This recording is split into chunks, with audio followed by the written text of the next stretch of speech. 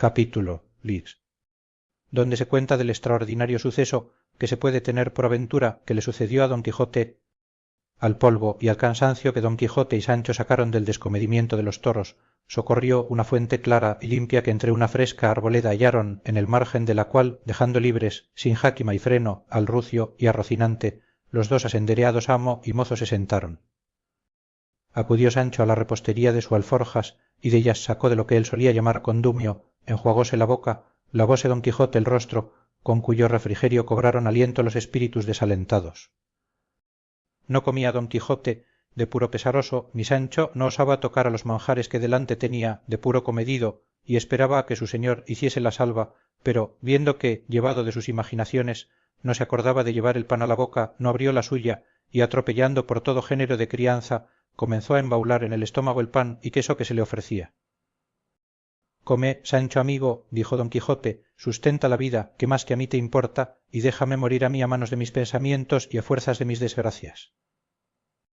Yo, Sancho, nací para vivir muriendo, y tú para morir comiendo, y porque veas que te digo verdad en esto, considérame impreso en historias, famoso en las armas, comedido en mis acciones, respetado de príncipes, solicitado de doncellas, al cabo, cuando esperaba palmas, triunfos y coronas, granseadas y merecidas por mis valerosas hazañas, me he visto esta mañana pisado y acoceado y molido de los pies de animales inmundos y soeces.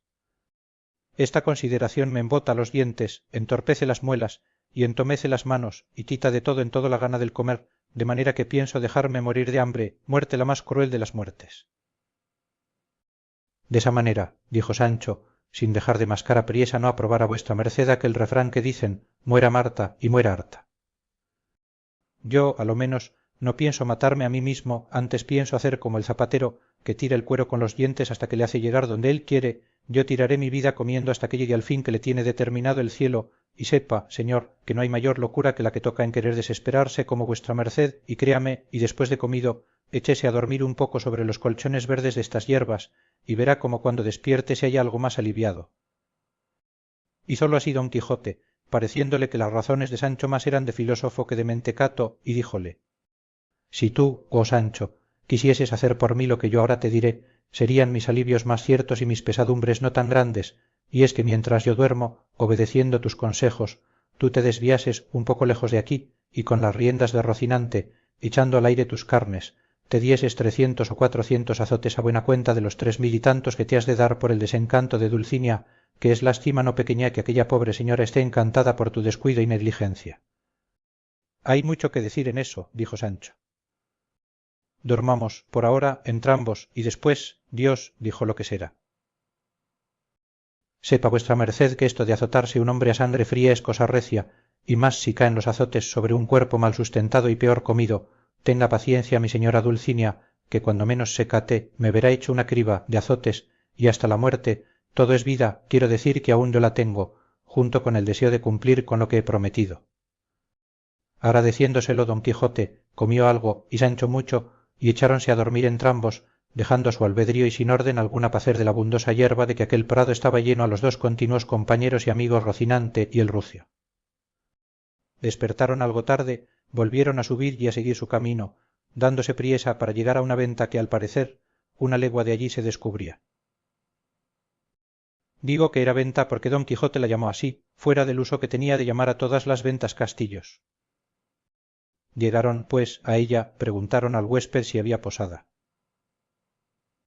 Fueles respondido que sí, con toda la comodidad y regalo que pudiera hallar en Zaragoza. Apeáronse y recogió Sancho su repostería en un aposento, de quien el huésped le dio la llave, llevó las bestias a la caballeriza, echóles sus piensos, salió a ver lo que don Quijote, que estaba sentado sobre un poyo, le mandaba, dando particulares gracias al cielo de que a su amo no le hubiese parecido castillo aquella venta. Llegóse la hora del cenar, recogiéronse a su estancia, preguntó Sancho al huésped que qué tenía para darles de cenar, a lo que el huésped respondió que su boca sería medida, y así, que pidiese lo que quisiese, que de las pajaricas del aire, de las aves de la tierra y de los pescados del mar estaba proveída aquella venta.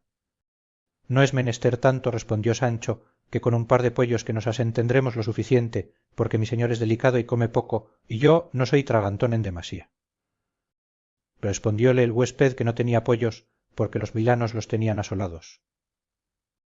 Pues mande el señor huésped dijo Sancho, asar una polla que sea tierna. Mi padre, respondió el huésped. En verdad que envié ayer a la ciudad a vender más de 50, pero, fuera de pollas, pida vuestra merced lo que quisiere. De esa manera, dijo Sancho, no faltará ternera o cabrito. En casa, por ahora, respondió el huésped, no lo hay, porque se ha acabado, pero la semana que viene lo habrá de sobra. Medrados estamos con eso, respondió Sancho.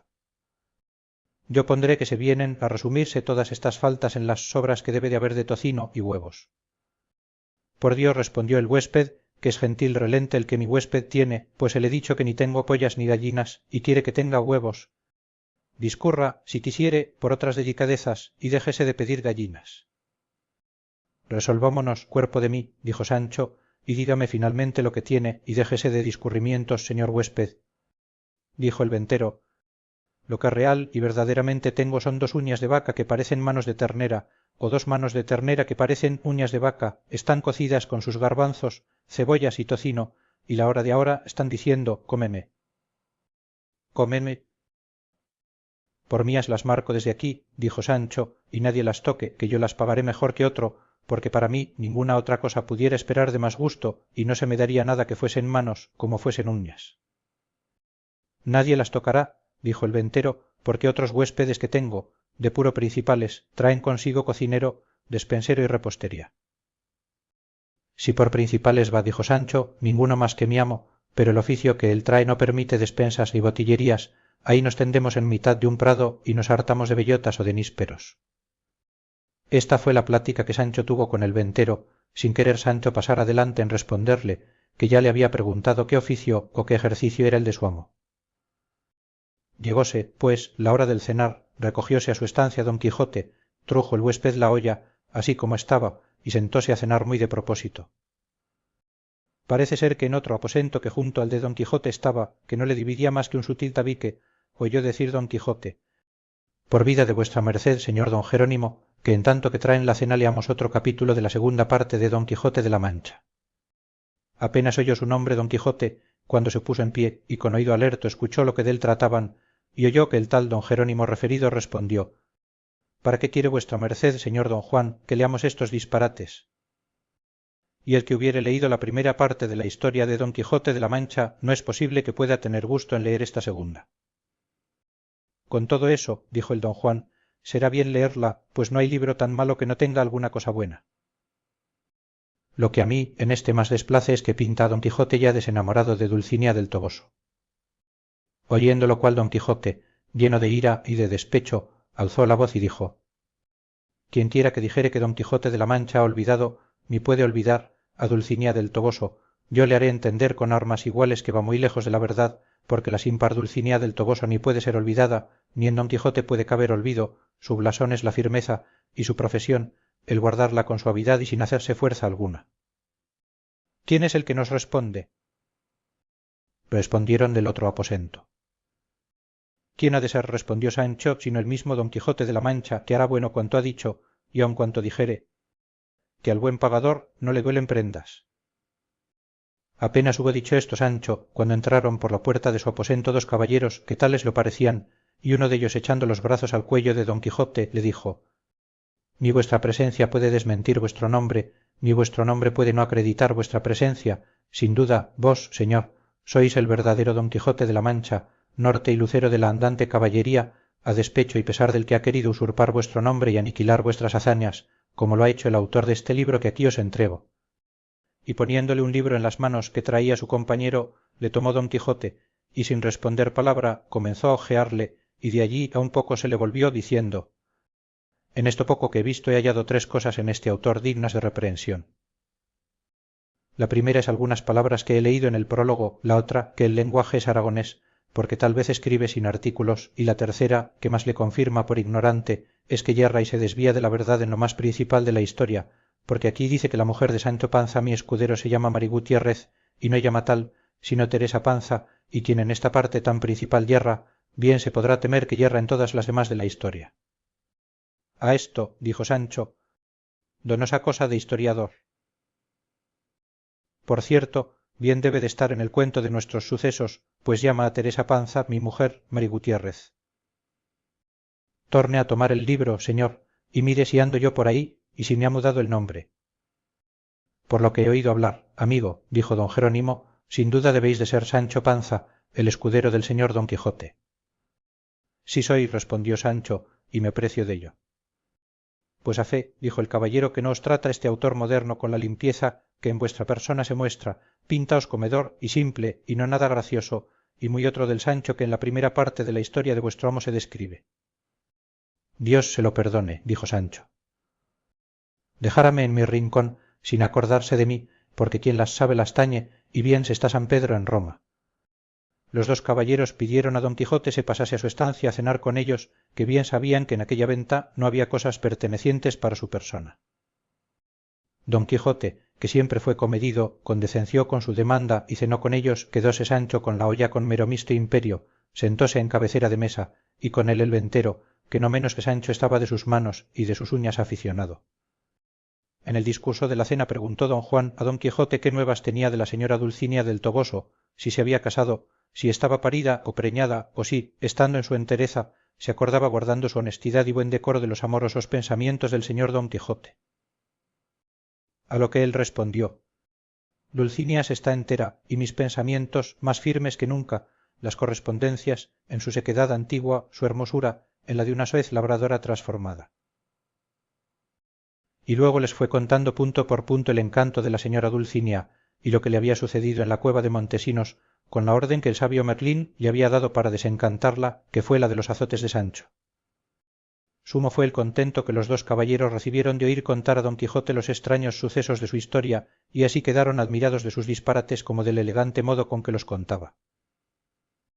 Aquí le tenían por discreto, y allí se les deslizaba por mentecato, sin saber determinarse qué grado le darían entre la discreción y la locura.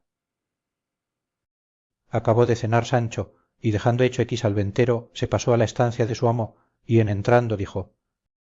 Que me maten, señores, si el autor deste libro que vuesas mercedes tienen quiere que no comamos buenas migas juntos. Yo querría que, ya que me llama comilón, como vuesas mercedes dicen, no me llamase también borracho. Si llama, dijo don Jerónimo, pero no me acuerdo en qué manera, aunque sé que son malsonantes las razones, y además mentirosas, según yo echo de ver en la fisonomía del buen Sancho que está presente. Créanme vuesas mercedes, dijo Sancho, que el Sancho y el don Quijote de esa historia deben de ser otros que los que andan en aquella que compuso Cide Hamete Benengeli, que somos nosotros, mi amo, valiente, discreto y enamorado, y yo, simple gracioso, y no comedor ni borracho. Yo así lo creo, dijo don Juan, y si fuera posible, se había de mandar que ninguno fuera osado a tratar de las cosas del gran don Quijote, si no fuese Cide Hamete, su primer autor, bien así como mandó Alejandro que ninguno fuese osado a retratarle sino Apeles. Retráteme el que quisiere, dijo don Quijote, pero no me maltrate, que muchas veces suele caerse la paciencia cuando la cargan de injurias. Ninguna, dijo don Juan, se le puede hacer al señor don Quijote de quien él no se pueda vengar si no la repara en el escudo de su paciencia, que a mi parecer es fuerte y grande.